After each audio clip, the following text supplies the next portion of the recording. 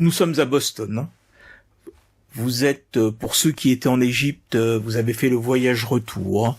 Après la longue convalescence de O'Connor, gravement blessé dans les sables du désert, et qui a, après une convalescence à l'hôpital au Caire, voilà, était en état de voyager, et donc vous avez pu reprendre le bateau d'Alexandrie vers Venise, puis le train Venise-Paris, Paris-Le Havre, et Le Havre vous avez rembarqué à bord d'un paquebot pour retourner à New York, puis à Boston, où vous êtes arrivé en septembre, avant la rentrée universitaire pour ceux qui enseignent, et puis voilà, vous avez pu vous reposer pendant cette période, avec plein de questions. Donc vous étiez en Égypte, vous avez découvert la tombe d'un ancien grand prêtre égyptien qui aurait été assassiné après avoir voulu fomenter une révolte contre Pharaon. Et ce que vous aviez découvert, c'est que sa tombe était couverte de hiéroglyphes. Et donc l'un des assistants du Dr Galloway, le responsable de l'expédition de la Miskatonic University qui était en Égypte pour la découverte de la tombe, vous avez promis de vous envoyer le résultat dès qu'il aurait déchiffré les hiéroglyphes. Oui. Donc on va courant octobre 1927, voilà, la fondation il y a un courrier qui arrive à la fondation, et je vais vous le révéler. Voilà, c'est la traduction qui a été transmise par McFarland, l'un des assistants, qui était le plus calé en hiéroglyphes, et qui vous l'envoie. Alors, je propose que l'un d'entre vous fasse donc c'est traduction des hiéroglyphes de la tombe de Nofruka. Donc je propose que l'un d'entre vous fasse la lecture. C'est un travail pour Monsieur Norton, ça. Thornton, pardon. Passez-moi le papier. Donc il est dans le journal et dans la rubrique Fondation Croft, puisqu'il est arrivé à la fondation. Ok. Et donc, je vous lis la traduction. Écoutez bien. Prêtre et chef puissant, Nofruka fut un membre précoce des mouvements séparatistes qui eurent lieu dans le delta du Nil et qui furent par la suite rattachés à la 14e dynastie. Lui et ses disciples vénéraient une divinité nommée Nyarlathotep. Note de traduction, cette divinité ne figure pas dans le panthéon égyptien connu à ce jour. Tiens. Dans des temples souterrains secrets. C'est avec son aide et celle des autres dieux, alors note aussi, lesquels aucune précision n'est faite, que Nofruka conçut ses projets contre le pharaon. Ces projets demandaient au temple secret de psalmodier des chants pour faire descendre des monstres nés des étoiles qui ravageraient le royaume du pharaon. Tandis que ce dernier enverrait ses armées s'occuper de la menace, les disciples armés du prêtre auraient attaqué le palais et les bâtiments gouvernementaux du pharaon. Nofruka aurait été directement aidé dans tout cela par Nyarlathotep, qui avait promis de lui envoyer un messager. Ayant pris connaissance du complot fomenté contre sa vie et son royaume, le pharaon Khâsekhemerê Néferhotep Néferhotep Ier envoya des espions et des assassins jusqu'aux points les plus reculés de ces provinces à la recherche du prêtre diabolique. Nofroka fut finalement découvert alors qu'il se cachait dans un temple souterrain secret, très loin dans les déserts de l'Ouest. Le temple, appelé le Puits des âmes, était particulièrement sacré pour le grand prêtre et ses disciples. Trouvant Nofroka agenouillé pour la prière, les assassins l'attaquèrent et le blessèrent mortellement avant d'être mis en pièces par ses disciples. Dans son dernier soupir, le prêtre prononça la prophétie qui maudissait le pharaon et ses descendants. Le temps que le pharaon apprenne la mort de Nofroka, les disciples du grand prêtre avaient porté son corps dans une petite vallée où ils enterrèrent leur chef tombé tous les coups dans un tombeau construit à la hâte. De là, les disciples de Nofroka voyagèrent jusqu'en Afrique centrale, puis jusqu'à Gahane, la cité en ruine des anciens.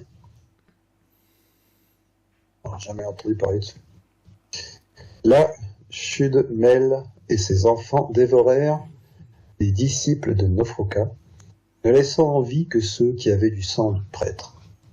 La famille royale dut s'apparenter avec les Chthoniens. Note de traduction, une autre tribu, en attendant l'accomplissement de la prophétie.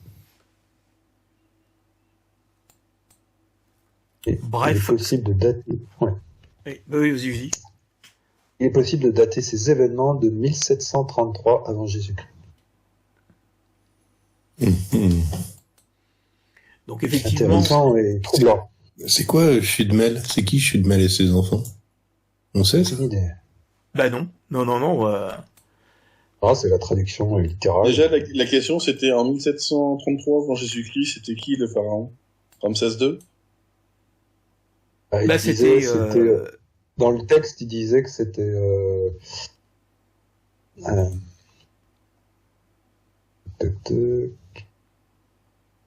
c'était Khâsekhekhemre Néferhotep 1. Donc en écoutant le texte où vous étiez réunis, donc il y avait Cody qui dit « Ah mais Nyarlathotep, ça me dit quelque chose quand on a été dans cette cabane dans la campagne, on était tombé sur une boîte sur laquelle figuraient des hiéroglyphes et on avait demandé une traduction à l'université. Il dit on doit avoir ça quelque part, donc avec l'aide d'Alfred, il fouille dans les notes et il vous sort un petit papier, voilà, que vous avez à votre disposition, note sur la traduction des hiéroglyphes de la boîte de Nofruka, et effectivement il y avait Nyarlathotep, enfant de Thoth, chercheur de sagesse. Voilà. Je crois qu'il y a notre cher ami universitaire qui va peut-être pouvoir nous faire des petites recherches là-dessus, non? Ouais. Il semble le plus qualifié. Oui, mais qu'est-ce que ça a à voir avec les dynasties égyptiennes? Je vous sers un verre de whisky? Avec plaisir. Bon, okay. Ah, voilà, ok. Toujours pas de schnapps? Ah, non. Faut demander à c'est quoi, c'est Henri? Alfred, il faut demander à Alfred. Alfred, auriez-vous du schnapps, s'il vous plaît? Écoutez, la dernière livraison qui m'a été faite, il y a une petite rupture de stock. Il faudra patienter. Et il fait je prendrai un petit Scott, clin d'œil appuyé à Cody. Ah, désolé, on a eu un petit problème de transport, mais on va résoudre ça assez rapidement. Je me contenterai d'un vulgaire scotch dans ce cas. Bon, bah, J'en ai besoin pour essayer de comprendre tous ces mots qui me sont tombés dans le cerveau. Donc, Je ne comprends rien. Pour résumer, vous rappelez, vous étiez suite à une des prédictions de Paul Lemond, le médium qui était venu au tout début dans la maison, à l'époque de la maison Corbett, que vous aviez été recherché à New York, où il s'était évaporé. Une bien étrange affaire. Voilà, il envoie à Alfred régulièrement des petits cylindres d'enregistrement de ses rêves nocturnes toujours très agités. Je parlerai même plutôt de cauchemars. Et ce faisant, il vous avait prévenu de l'arrivée de la bête. Alors sans préciser ce que c'était. Les enfants, vous aviez résolu une affaire au manoir Cornwallis avec une créature dans un puits. Et c'est là que vous étiez tombé sur quelques lettres de Cornwallis, un échange de correspondance entre Cornwallis et un certain baron Hopman qui se trouvait en Roumanie sur des cadeaux, des échanges. Il parlait de quelqu'un. Donc suite à ces trouvailles, vous étiez parti en Roumanie. Vous aviez affronté le baron ou en fin de compte ses sbires dans les sous-sols de son château.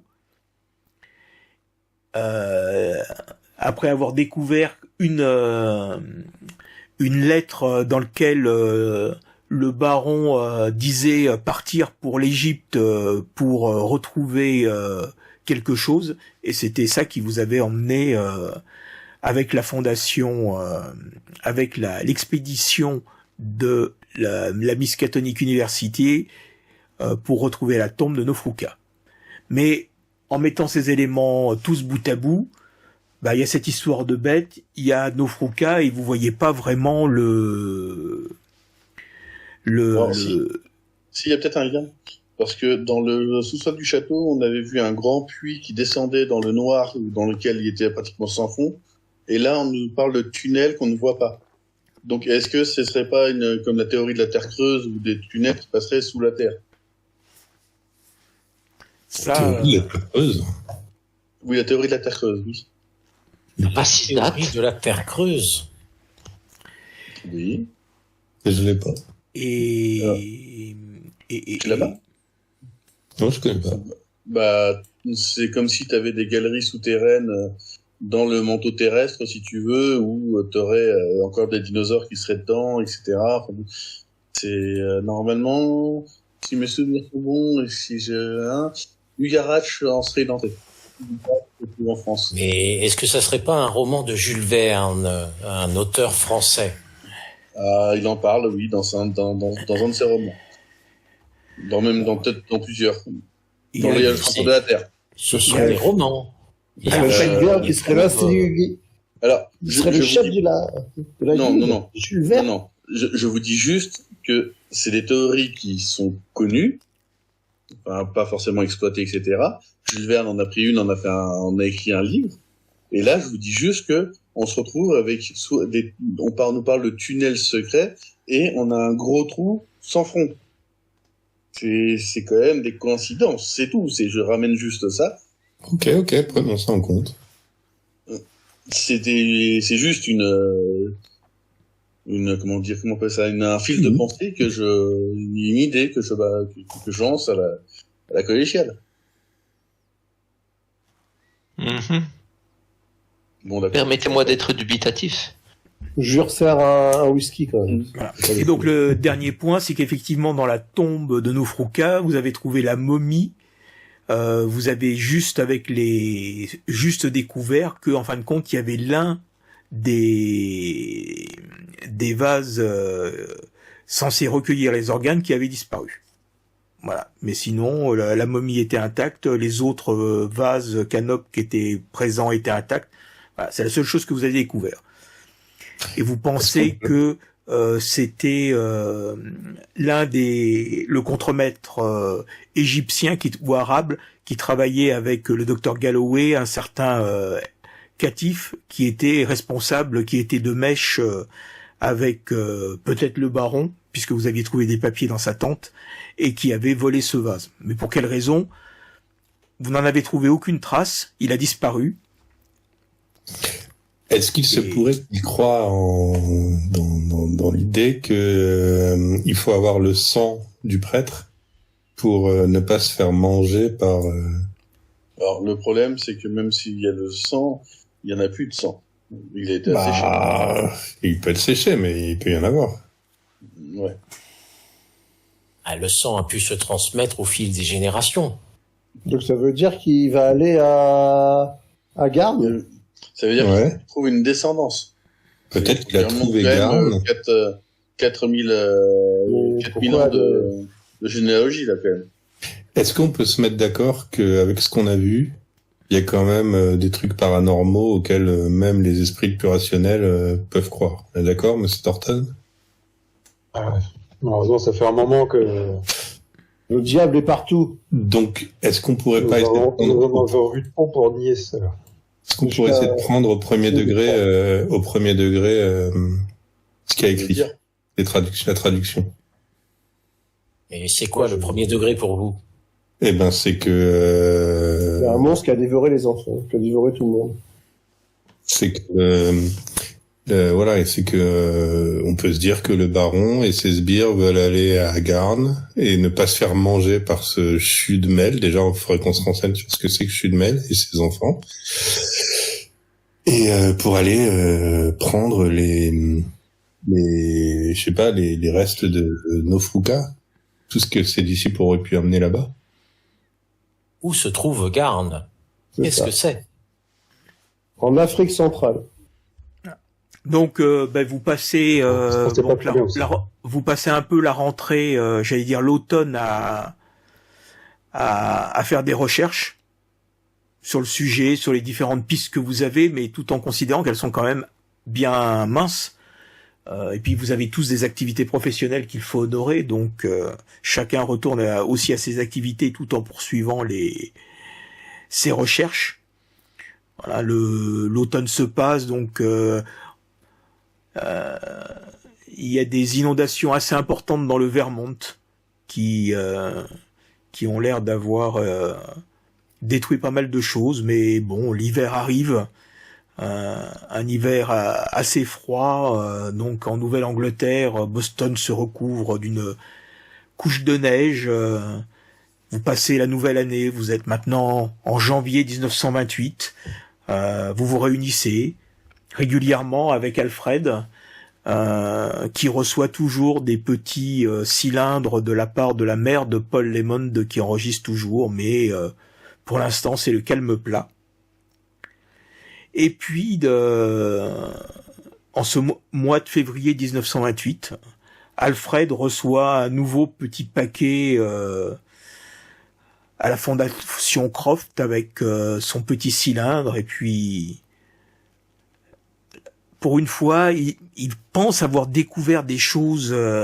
Il lui a semblé distinguer des bruits entre les gémissements, les cris. Et donc, il se met à chercher, à faire des recoupements, et à votre réunion bimensuelle que vous avez au mi-février environ, il vous fait écouter l'enregistrement qui est une suite de cris, de gémissements avec des propos inintelligibles, et puis voilà, il dit « Et tendez bien l'oreille maintenant ». Alors vous tendez l'oreille, mais vous n'entendez pas entre les crachotements du cylindre et voilà. Bon, alors, devant votre air un peu surpris et en disant bon, Alfred, il commence à perdre les pédales. Il m'a fallu mettre vraiment l'oreille contre le pavillon de l'enregistreur, mais il semble que Paul Lemond ait parlé de secousses et de secousses sismiques, de tremblements de terre qui annonceraient l'arrivée de la bête. Ces tremblements de terre se situeraient au Pérou. Tiens, Vous regardez pourquoi au Pérou, et donc là vous le voyez qui, voilà, vous êtes au salon, vous voyez qu'il se retourne, qui prend un épais dossier et qu'il le pose sur la table.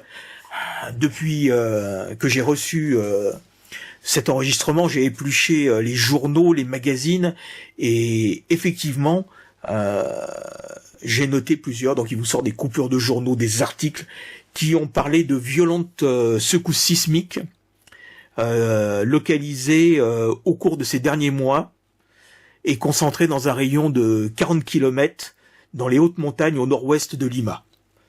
à une centaine de kilomètres de la capitale péruvienne. Alors effectivement, on n'aurait jamais... nous sommes aux États-Unis, on a plein de choses à faire. Pourquoi est-ce que les articles parlaient précisément de ces tremblements de terre? Il en arrive partout dans le monde des tremblements de terre. Pourquoi cela? Eh bien, c'est que il y a une compagnie, des installations minières d'une compagnie américaine, la NWI, qui sont à proximité. Et c'est pour cette raison que les journaux en ont parlé. Alors, est-ce que pour tous ceux qui étaient en Égypte, donc sauf Cody, vous pourriez me faire un test de quoi? Faites-moi un petit test de connaissance.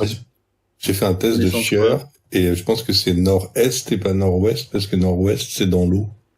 Oui, c'est nord-est. Ouais. Connaissance de quoi? Oh putain. Connaissance. C'est juste au-dessous de... d'éducation. Ouais. Ah, Monsieur Thornton est un puits de connaissances. Portal, il est pas mal non plus. Bah, c'est où?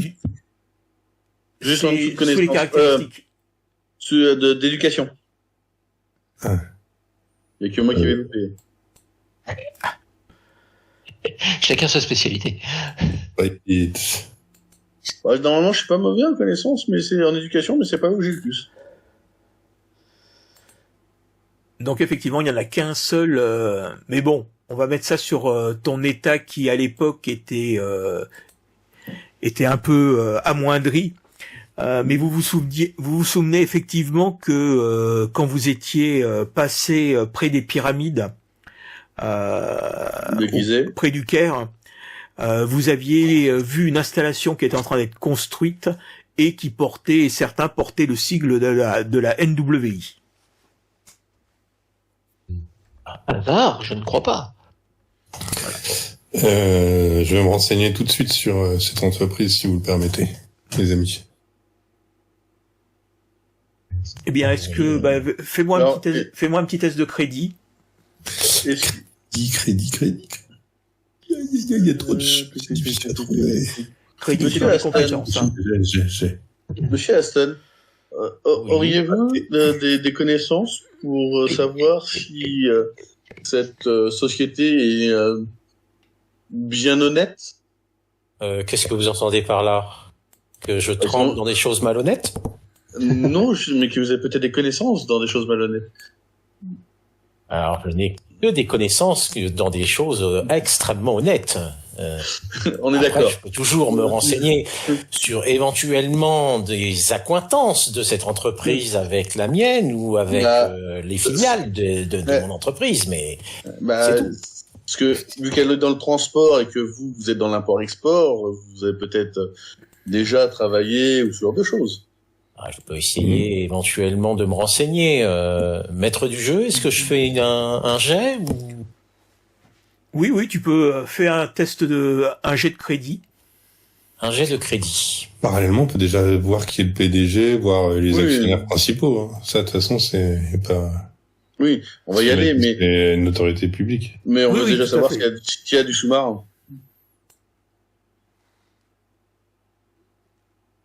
Ouais, je suis pas très crédible. Hein. Là, vous en discutez, donc allez-y, vous pouvez tous faire cette opération.